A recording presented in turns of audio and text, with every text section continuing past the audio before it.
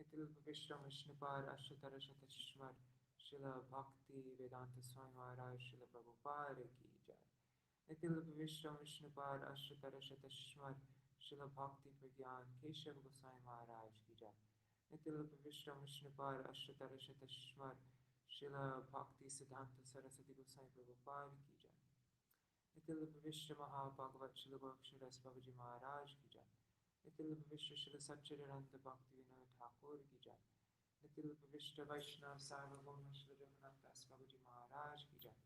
Shri Rupa Gauriya Guru Varga Ki Jai. Shri Rupa Sanatan Bhatta Raghunath Shri Jeev Gopal Padkashanath Shar Gosai Prabhu Ki Jai. Shri Sarup Damodar Rai Ramanandari Shri Gaur Parshad Vrinda Ki Jai. Namacharya Srila Haridas Thakur Ki Jai. प्रेम से कहो श्री कृष्ण चैतन्य प्रभु नित्यानंद श्री अद्वैत गदाधर श्रीवासरी गौर भक्त वृंद की जय। श्री क्षेत्र मंडल गौर मंडल ब्रज मंडल मथुर वृंदावन तमाम की जय। सर्व अविश्य विराट गिरिराज महाराज की जय। श्री राधा कुंज श्याम कुंज की जय। श्री मुर देवी गंगा देवी की जय। श्री तुलसी महारानी वृंद देवी की जय। श्री भक्त देवी की जय। श्री पूर्णमासी योग माया की जय। श्री गोपेश्वर महादेव की जय। श्री हरि नाम संकीर्तन की जय। अनंत कोटि वैष्णव वृंद की जय। समागत गौर भक्त वृंद की जय। ग्रंथराज श्रीमद् भागवतम की जय। श्री निताय गौर प्रेमानंदे हरि हरि बोल। The volume is low. Okay, I'll put my face closer. I think, is it good now? Hari bol. I don't know why it's so low. Let me see settings.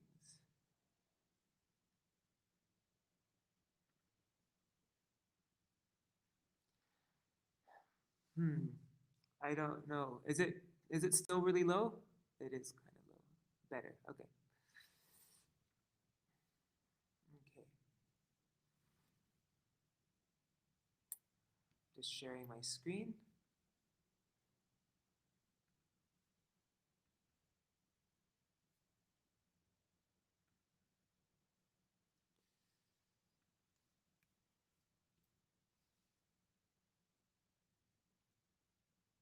Okay. 1 second.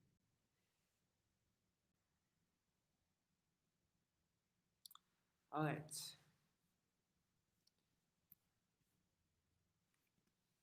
Om Jnanatimirandasya Jnananjana Shalakaya Chakshurunmilitam Yena Tasmai Shri Guruve Namaha. Namo Vishnu Padaya Radhikaya Priyatmane Shri Śrīmad-Bhakti Vedanta Narayana Namine. Namo Vishnu Padaya Krishna Prishtaya Bhutale Srimate Bhakti Vedanta Swaminiti Namine. Vanchakalpatarubhyascha kripa sindhubhya eva cha patitanam pavanebhyo vaishnavebhyo namo namaha. Namo Mahavadanyaya Krishna Prema Pradayate Krishnaya Krishna Chaitanya Namne Gauradvishe Namaha. Guruve Gaurachandraya Radhikaya Tadalaya Krishnaya Krishna Bhaktaya Tarbhaktaya Namo Namaha. Yam Pravrajantam Anupetam Apeta Krityam Tvaipayano Virahakatara Ajuhavo Putreti Tanmayataya Taravo Binedustam Sarvabhuta Hridaya Munimanatosmi.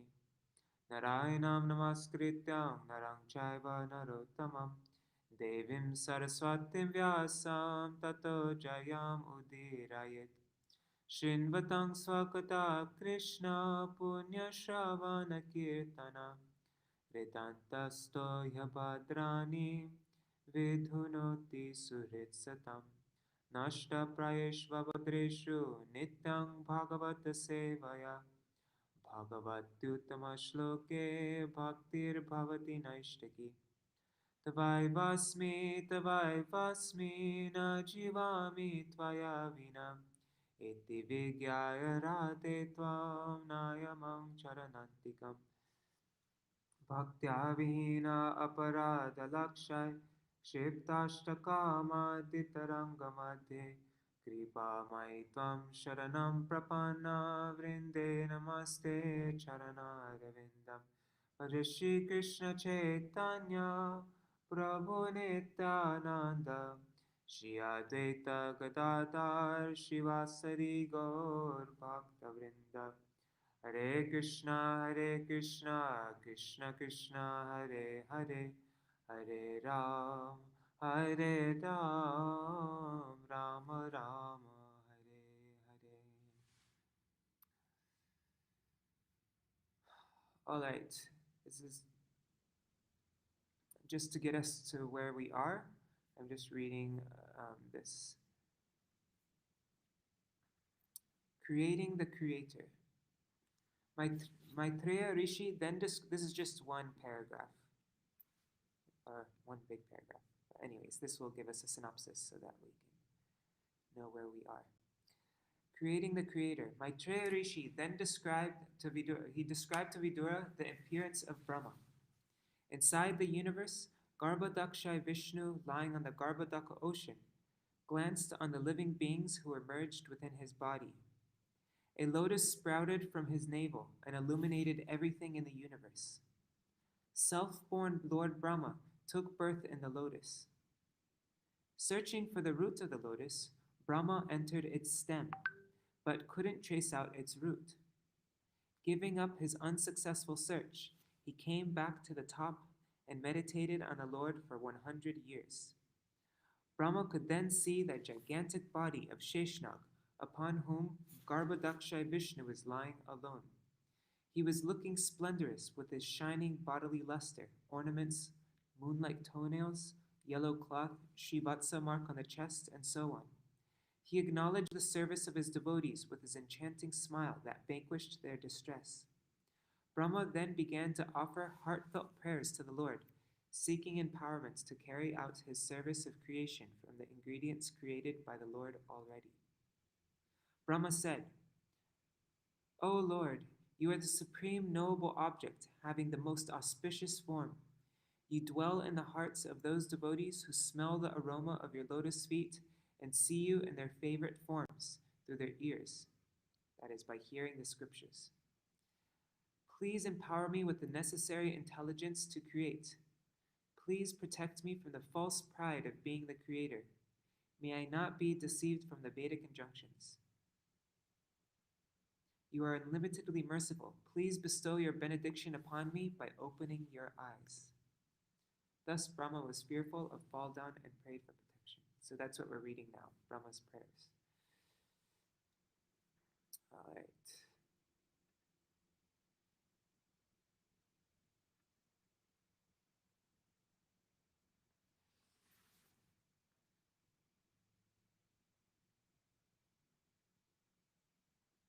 Oops, why did I go to 13?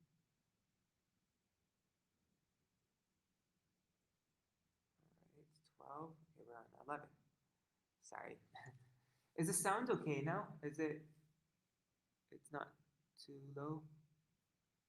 Okay, here we are. 11. Tvam bhakti yoga paribhavita hrit saroja ase shrute kshita pato nanunata pungsam yadyadhyata urugaya vibhavayanti tattar pravapu pranayase saranugrahaya. O my Lord, your devotees can see you throughout the ears by the process of bona fide hearing, and thus their hearts become cleansed, and you take your seat there. You are so merciful to your devotees that you manifest yourself in the particular eternal form of transcendence in which they always think of you. Purport by Srila Prabhupada. The statement here that the Lord manifests himself before the devotee in the form in which the devotee likes to worship him indicates that the Lord becomes subordinate to the desire of the devotee, so much so that he manifests his particular form as the devotee demands.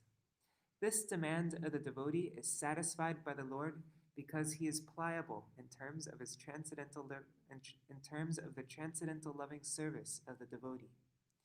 This is also confirmed in Bhagavad Gita 4:11. Ye yatha mang prapadyante tangs tataiva bhajamyaham. We should note, however, that the Lord is never the order supplier of the devotee.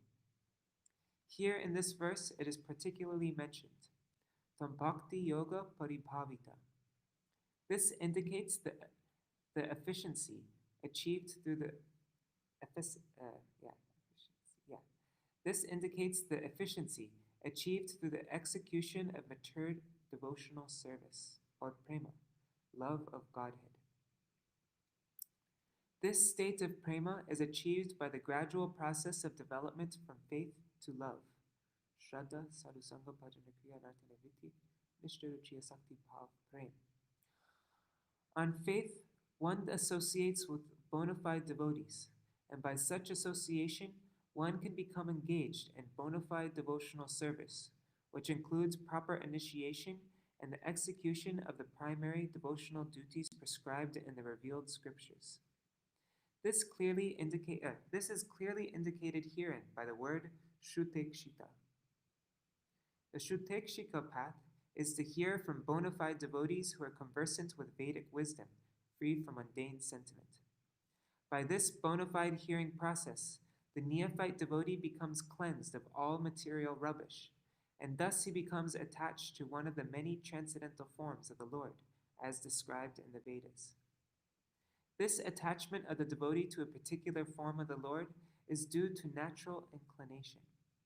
Each and every living entity is originally attached to a particular type of transcendental service because he is eternally the servitor of the Lord. Lord Chaitanya says that the living entity is eternally a servitor of the Supreme Personality of Godhead, Sri Krishna.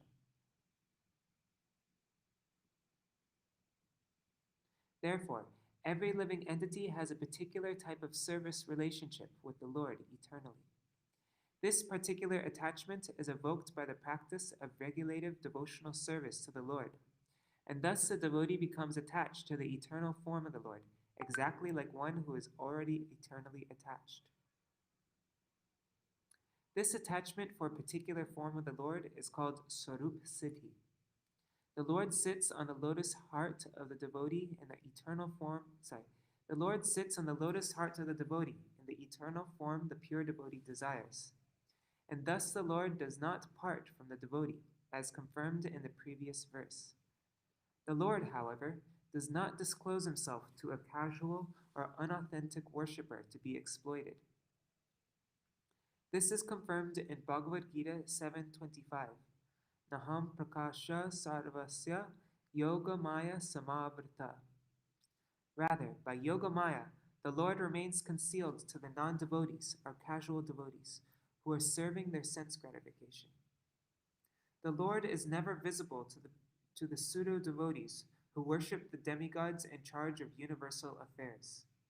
The conclusion is that the Lord cannot become the order supplier of a pseudo-devotee, but he is always prepared to respond to the desires of a pure, unconditional devotee who is free from all tinges of material infection. The sound is just okay. Past days it was different. I don't know. There's nothing. I don't have any different setup today than the other days, though. So it's just that's really strange. Anyhow, hopefully I'll be able to figure it out. Is it better when I wear headphones? Anyhow, I'll look into this. Why it's so soft. Nati prasidati tato pachito pacharar aradita suraganar riti padda kamai yat sarvabhuta dayaya saralabhyayaiko nana janeshva vahita suritantaratma. My Lord, you are not very much satisfied by the worship of the demigods, who arrange for your worship very pompously with various paraphernalia, but who are full of material hankerings.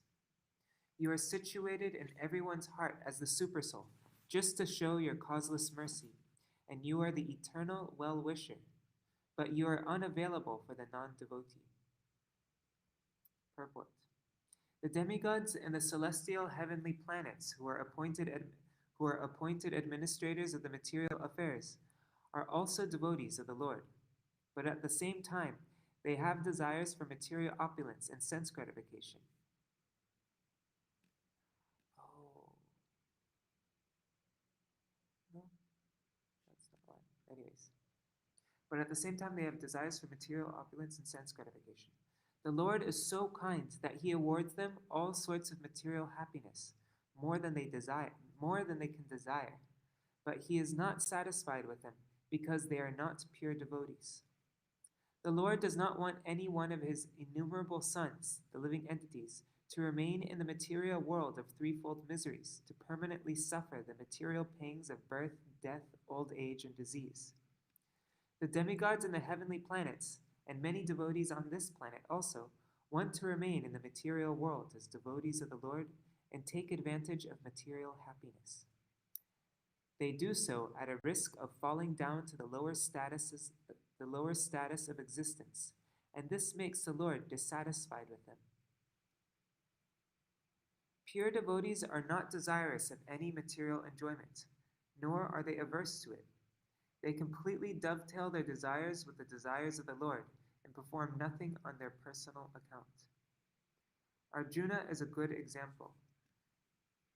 On his own sentiment, due to family affection, Arjuna did not want to fight, but finally, after hearing Śrīmad-Bhāgavatam, he agreed to fight in the interests of the Lord.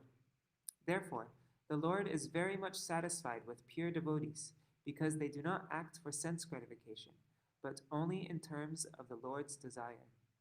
As Paramatma, or Supersoul, He is situated in everyone's heart, always giving everyone the chance of good counsel. Thus, everyone should take the opportunity and render transcendental service to Him, wholly and solely. The non-devotees, however, are neither like the demigods nor like the pure devotees, but are averse to the transcendental relationship with the Lord. They have revolted against the Lord and must perpetually undergo the reactions of their own activities.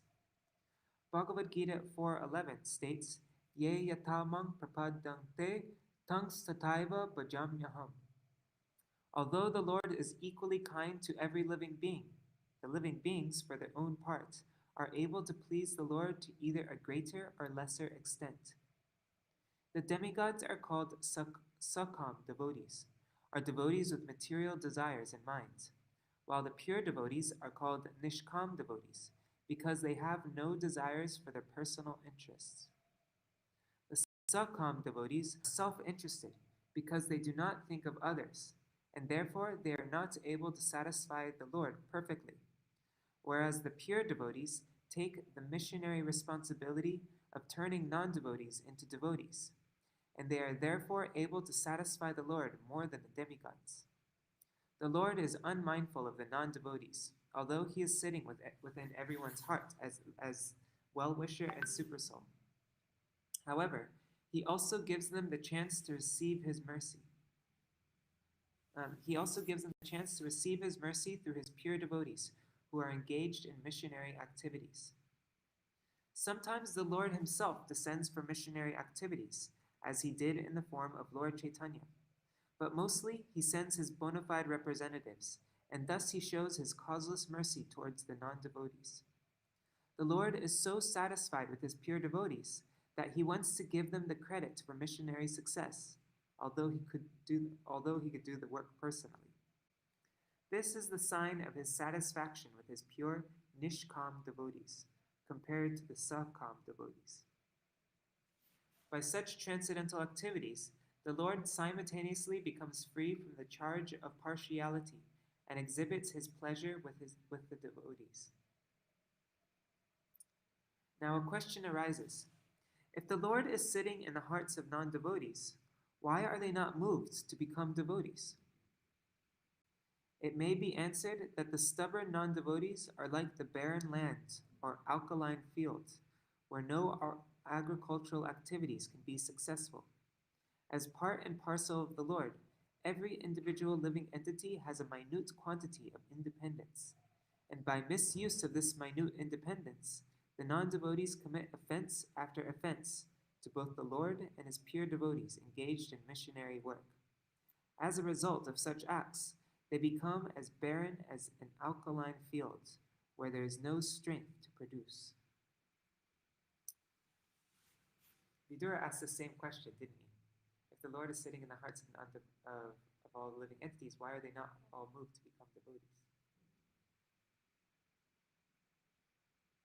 Well, similar question at least.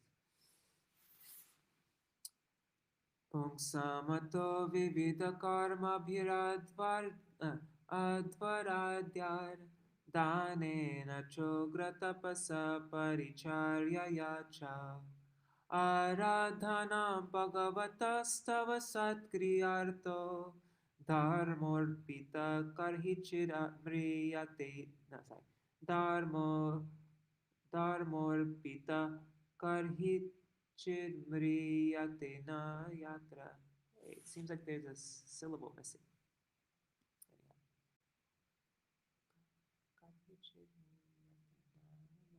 Yeah, there's a syllable missing. But the pious activities of the people, such as performance of Vedic rituals, charity, austere penances, and transcendental service, performed with a view to worship you and satisfy you by offering you the fruit of results, are also beneficial. Such acts of religion never go in vain. Absolute devotional service conducted in 9 different spiritual activities, hearing, chanting, remembering, worshipping, praying, etc., does not always appeal to the people with a pompous nature. They are more attracted by the Vedic superficial rituals and other costly performances of social religious shows.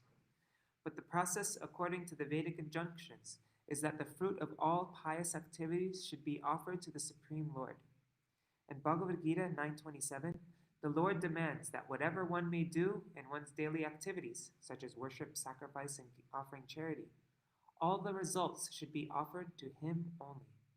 This offering of the results of pious acts unto the Supreme Lord is a sign of devotional service to the Lord and is of permanent value, whereas enjoying the same results for oneself is only temporary. Anything done on account of the Lord is a permanent asset and accumulates in the form of unseen piety for gradual promotion to the unalloyed devotional service of the Lord. These undetected pious activities will one day result in full-fledged devotional service by the grace of the Supreme Lord. Therefore, any pious act done on account of the Supreme Lord is also recommended here for those who are not pure devotees. Shashvat Swarupa Mahasaiva Nipita Bheda Mohaya Bodha Dishanaya Nama Parasmai Vishvodbhava Stitilayeshu Nimitta Lila Rasayate Nama Idam Chakrimeshwaraya. Let me offer my obeisances unto the Supreme Transcendence, who is eternally distinguished by his internal potency. His indistinguishable impersonal feature is realized by intelligence for self-realization. I offer my obeisances unto him who, by his pastimes, enjoys the creation, maintenance, and dissolution of the cosmic manifestation. Purport. The Supreme Lord is eternally distinguished from the living entities by his internal potency, although he is also understood in his impersonal feature by self-realized intelligence. Devotees of the Lord, therefore, offer all respectful obeisances unto the impersonal feature of the Lord. The word rasa is significant herein. The rasa dance is performed by Lord Krishna in the company of the cowherd damsels at Vrindavan, and the personality of Godhead, Garbhodakshaya Vishnu, is also engaged in rasa enjoyment with his external potency, by which he creates, maintains, and dissolves the entire material manifestation. Whoa! Sorry, I just need to save that sentence. That's so... Okay. Indirectly, Lord Brahma offers his respectful obeisances. Sorry, 1 second. I'm just saving this sentence. Okay. Indirectly, Lord Brahma offers his respectful obeisances unto Lord Sri Krishna, who is factually ever engaged in rasa enjoyment with the gopis, as confirmed in the Gopal Tapani Upanishad in the following words. Parardante so bhutyata gopavesho me purusha purustad avirbhabhuva. The distinction between the Lord and the living entity is definitely experienced when there is sufficient intelligence to understand his internal potency, as distinguished from the external potency by which he makes possible the material manifestation. So, the material manifestation, the material creation, is Garbhodakshai Vishnu's ras enjoyment with external potency. Okay. Yasyavatara gunakarma vidambanani namani yesu vigame vivashagrananti te naika janma shamala sahasaiva hitva sangyantyapavrtamritam tamajam prapadye. Let me take shelter of the lotus feet of him whose incarnations, qualities, and activities are mysterious imitations of worldly affairs. One who invokes his transcendental names, even unconsciously at the time he quits this life, is certainly washed immediately of the sins of many, many births and attains him without fail. Purport. The activities of the incarnations of the Supreme Personality of Godhead are a kind of imitation of the activities going on in the material world. He is just like an actor on a stage. An actor imitates the activities of a king on stage, although actually he is not the king. Similarly, when the Lord incarnates, he imitates parts with which he has nothing to do. In Bhagavad Gita 4:14, it is said that the Lord has nothing to do with the activities in which he is supposedly engaged. Na mam karma limpanti, na me karma phale spriha. The Lord is omnipotent. Simply by his will, he can perform anything and everything. When the Lord appeared as Lord Krishna, he played the part of the son of Yashoda and Nanda, and he lifted the Govardhan hill, although lifting a hill is not his concern. He can lift millions of Govardhan hills by his simple desire. He does not need to lift it with his hands. But he imitates the ordinary living entity by this lifting. Yeah, because all ordinary living entities can lift Govardhan hill, right? And at the same time, he exhibits his supernatural power. Okay, let's clarify. Next sentence. Thus his name is chanted as the lifter of Govardhan hill, or Shri Govardhanadhari. Therefore, his acts and his incarnations and his partiality to the devotees are all imitations only, just like the stage makeup of an expert dramatical player.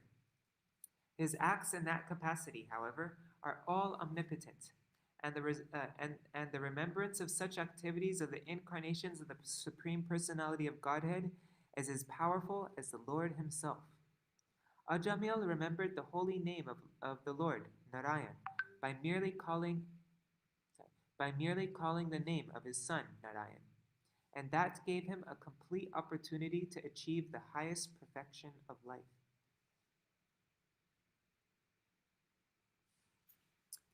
Yova aham cha girishas cha vibho swayam cha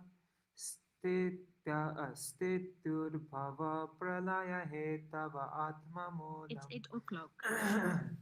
Vidva triparva brida eka uru prarohas tasmai namo bhagavate bhuvanadrumaya. Your lordship is the prime root of the tree of the planetary systems. This tree has grown by first penetrating the material nature in three trunks, as me, Shiva, and you, the Almighty, for creation, maintenance, and dissolution. And we three have grown with many branches. Therefore, I offer my obeisances unto you, the tree of the cosmic manifestation. Purport.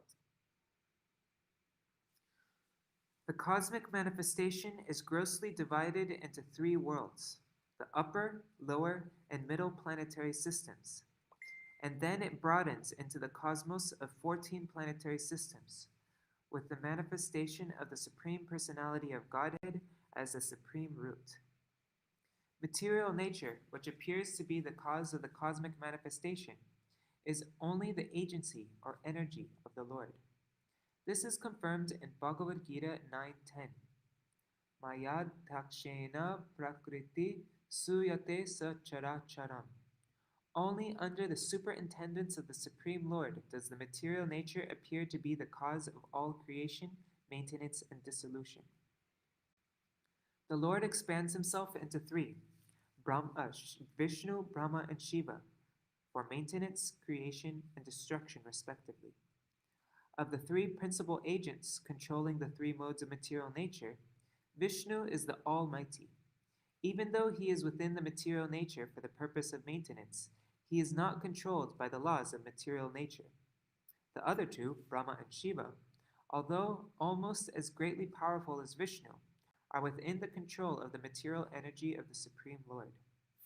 The conception of many gods controlling the many departments of material nature is ill conceived of by the foolish pantheist. Pantheists, we looked at this before. Pantheist is a doctrine which identifies God with the universe or regards the universe as a manifestation of God. Okay.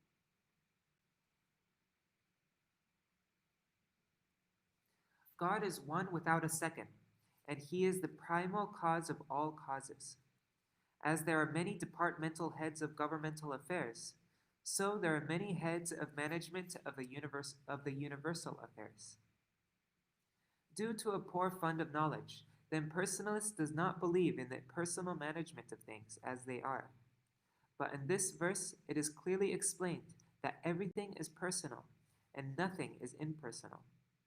We have already discussed this point in the introduction, and it is confirmed here in this verse. The tree of the material manifestation is described in the 15th chapter of Bhagavad Gita as an Ashvata tree. Isn't Ashvata banyan? I think so. Ashvata tree whose root is upward.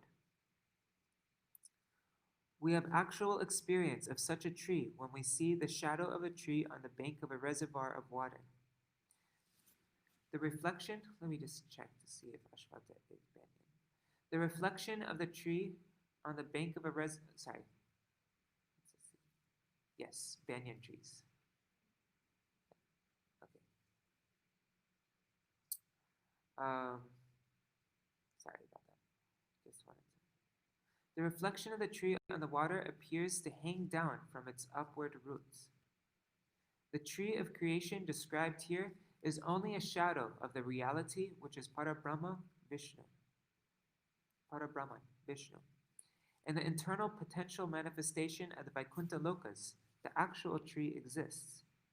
And the tree is reflected in the material nature, and the tree reflected in the material nature is only the shadow of this actual tree. The impersonalist theory that Brahman is void of all variegatedness is false, because the shadow tree described in Bhagavad Gita cannot exist without being the reflection of a real tree. The real tree is situated in the eternal existence of spiritual nature, full of transcendental varieties, and Lord Vishnu is the root of that tree also.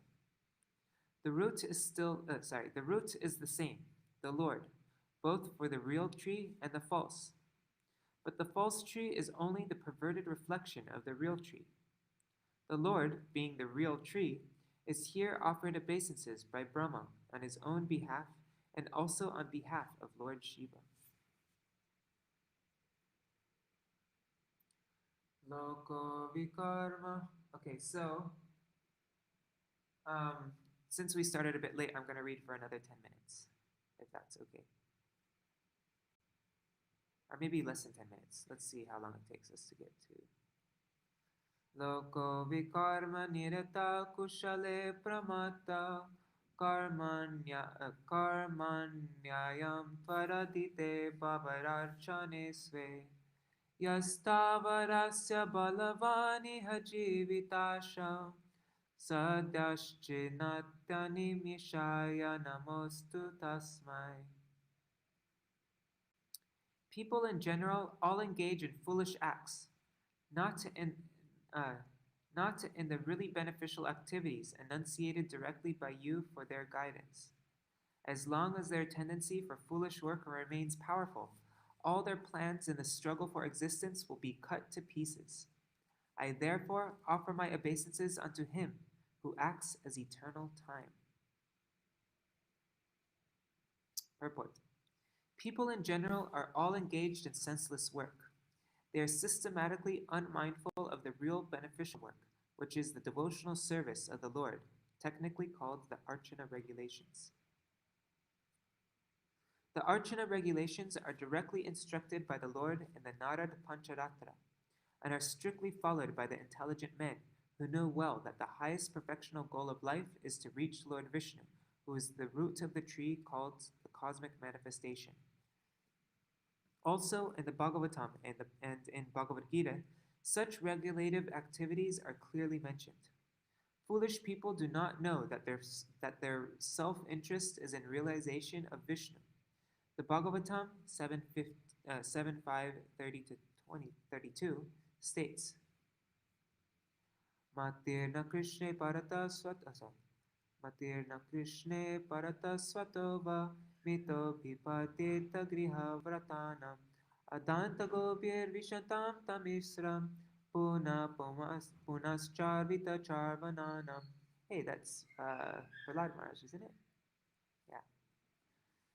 Durashaya ye Bahirarthamanina.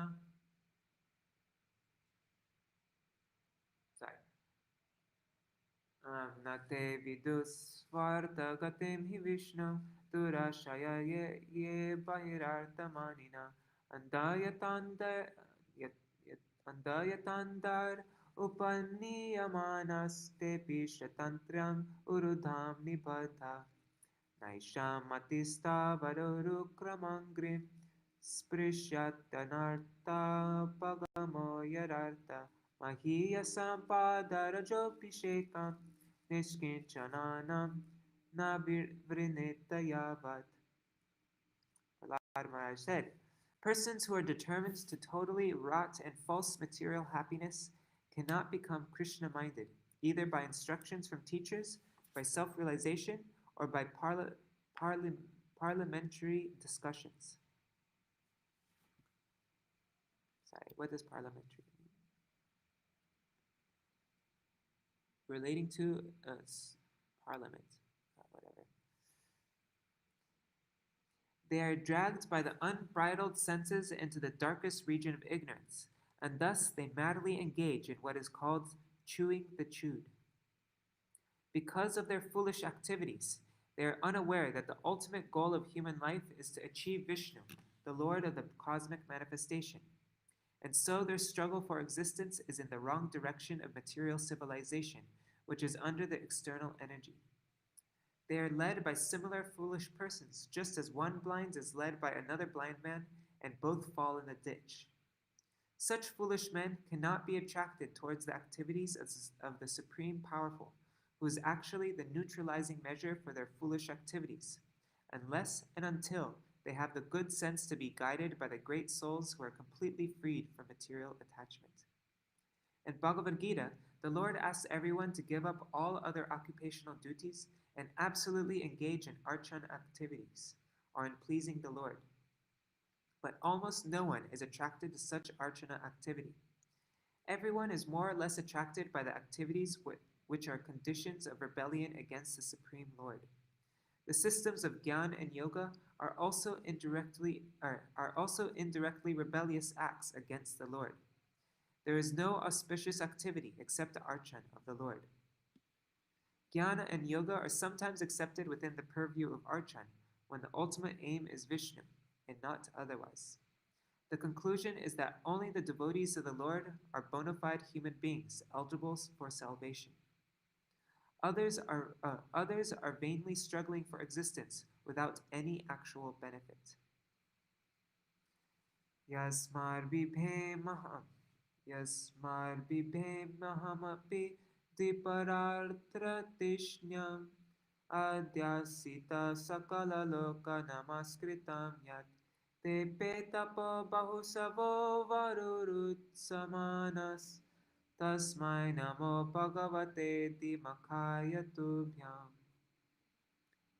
Your Lordship, I offer my respectful obeisances unto you, who are indefatigable time, and the enjoyer of all sacrifices. Although I am situated in an abode which will continue to exist for a time duration of 2 prarthas, although I am the leader of all other planets in the universe, and although I have undergone many, many years of penance for self-realization, still I offer my respects unto you. Purport. Brahma is the greatest personality in the universe because he has the longest duration of life. He is the most respectable personality because of his penance, influence, prestige, etc. And still he has to offer his respectful obeisances unto the Lord. Therefore, it is incumbent upon all others who are far, far below the standard of Brahma to do as he did and offer respects as a matter of duty. Tiryan manusya vibudadishu jiva yonishvatme chayatma krita setu paripsayaya reme nirasta vishayopya varuta dehas tasmai namo bhagavate purushottamaya. O my Lord, by your own will you appear in the various species of living entities among animals lower than human beings, as well as among the demigods, to perform your transcendental pastimes. You are not affected by material contamination. You come just to fulfill the obligations of your own principles of religion, and therefore, O Supreme Personality, I offer my obeisances unto you for manifesting such different forms. Purport. The Lord's incarnation in different species of life are all transcendental. He appears as a human being in his incarnations of Krishna, Ram, etc., but he is not a human being. Anyone who mistakes him for an ordinary human being is certainly not very intelligent, as confirmed in Bhagavad Gita 9:11. Avajananti mam murda manushyam tanum ashritam. The same principle is applicable when he appears as the hog or fish incarnations. They are all transcendental forms of the Lord and are manifested under certain necessities of his own pleasure and pastimes. Such manifestations of the transcendental forms of the Lord are accepted by him mostly to enliven his devotees. All his incarnations are manifested whenever there is a need to deliver his devotees and maintain his own principles. How long is this purport? Okay, let's just read 20 then. I'll read 20 and the 21 translation Vedanta purport. Yo vidayanupahato pidasharta vritya nidram uvaha jathari kritaloka yatra antarjalehi kashipo sparshananukulam bhimurmimalini janasya sukham vivrinvan. My Lord, you accept the pleasure of sleeping in the water of devastation, where there are violent waves, and you enjoy pleasure on the bed of snakes, showing the happiness of your sleep to intelligent persons. At that time, all the universal planets are stationed within your abdomen. Persons who cannot think of anything beyond the limit of their own power are like frogs in a well, who could not imagine the length and breadth of the great Pacific Ocean. Srila Prabhupada's given that example so many times now. Such people take it as some people take it as legendary when they hear that the Supreme Lord is lying on his bed within the great ocean of the universe. They are surprised that one can lie down within the water and sleep very happily. But a little intelligence can mitigate this foolish astonishment. There are many living entities within the bed of the ocean who also enjoy the material bodily activities of eating, sleeping, defending, and mating. If such insignificant living entities can enjoy life within the water, why can't the Supreme Lord, who is all powerful, sleep on the cool body of a serpent and enjoy in the turmoil of violent ocean waves?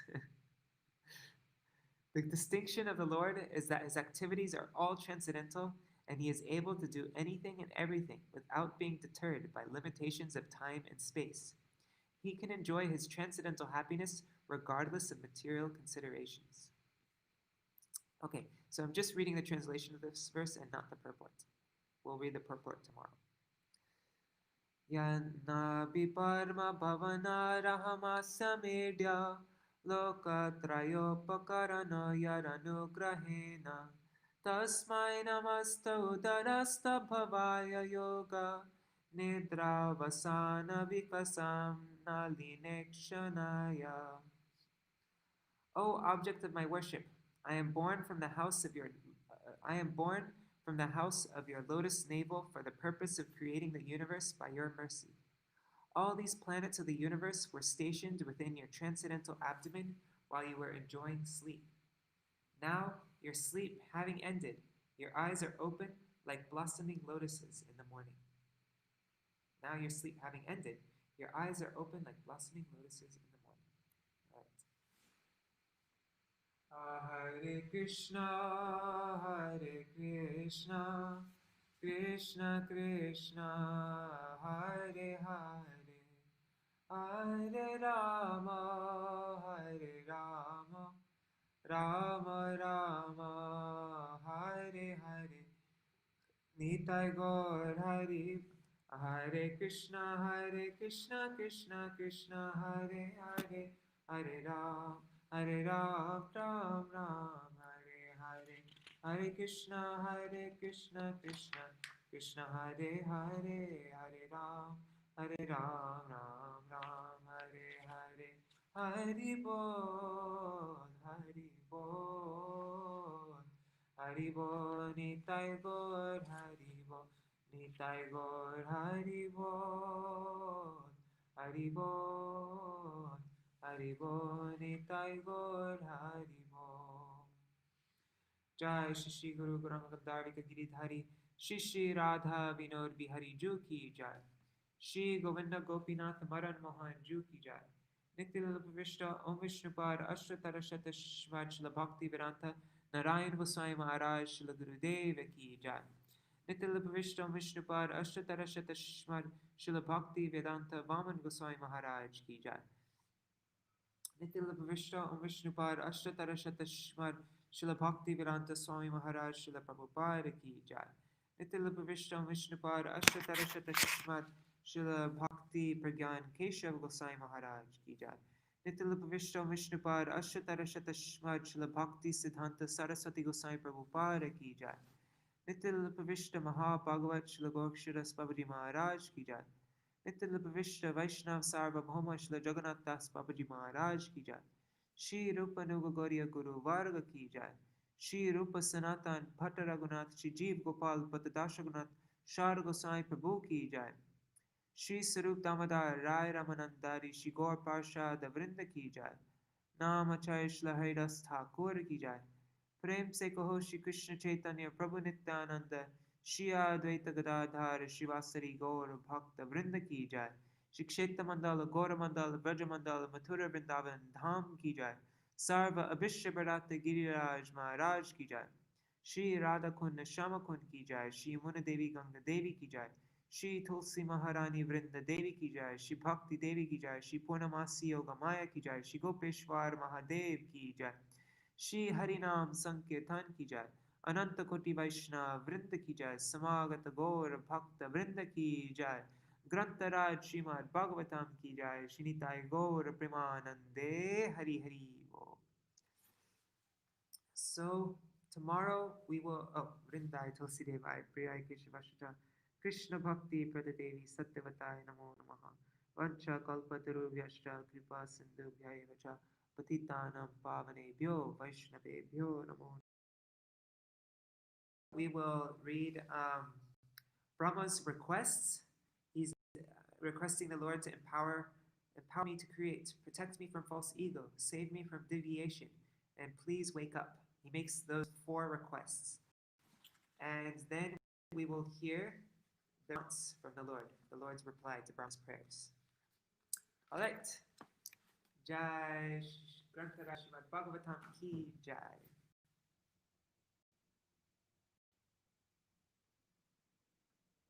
Haribo and Tiramatali. Panchakalpa. Finish. It's not letting me sign out. What do I do? Okay, this is so bizarre. Finish. Oh my God. This is the weirdest thing. It's not letting me sign out.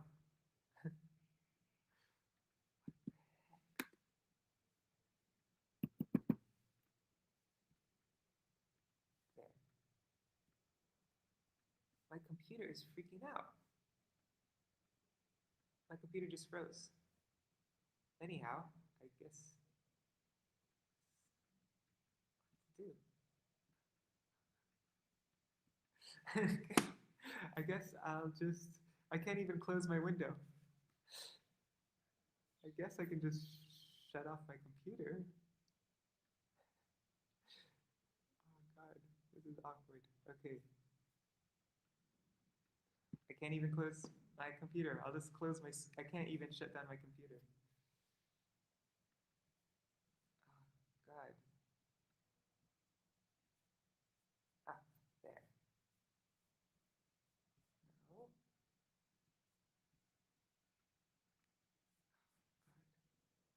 Okay, I'm just gonna shut my computer lid and hopefully that will work.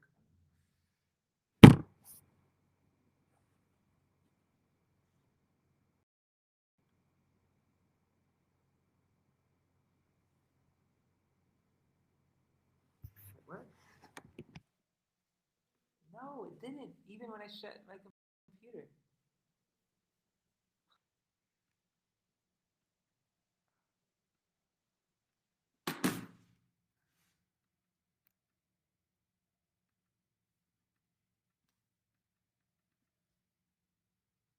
I don't even know how to do control command.